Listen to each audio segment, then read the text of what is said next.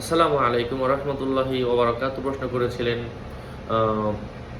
ছেলে অথবা মেয়ে কিছুই লেখেন নাই। যাই হোক, যেই হোক, পরিবার বিয়ে দিচ্ছে না, আমি মুতা বিয়ে করতে পারবো কিনা, ইসলাম আমাকে অনুমতি দেয় কিনা চরিত্র রক্ষার জন্য।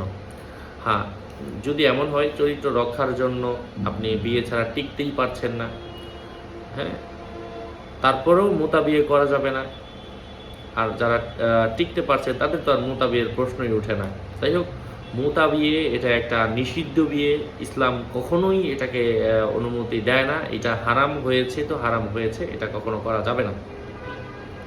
মুতা বিয়ে, চুক্তিতে বিয়ে, হ্যাঁ, এই সমস্ত বিয়ে কখনোই করা যাবে না। আল্লাহ বোঝার তৌফিক দান করেন। যাকে বিয়ে করতে হবে তাকে নিয়ে সবসময় থাকতে হবে, এই চিন্তা মাথায় নিয়ে তারপর বিয়ে করতে হবে।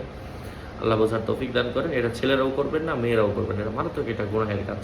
আসসালামু আলাইকুম রহমতুল্লাহি ওয়া বারাকাতুহু। মা বাবা যদি রাজি না হয়, যে কোনো উপায়ে আপনাকে রাজি করতে হবে। যদি কোনোভাবেই রাজি না হয়, আপনি তার অনুমতি ছাড়া নিজে বিয়ে করেন। হ্যাঁ, যদি প্রাপ্তবয়স্ক হয়ে থাকেন অবশ্যই বিয়ে করেন, হ্যাঁ, বাবার অনুমতি ছাড়া। তবে মুতা বিয়ে, চুক্তিতে বিয়ে করা যাবে না, যে আমি অতদিনের জন্য তোমাকে বিয়ে করলাম। হ্যাঁ, আসসালামু আলাইকুম।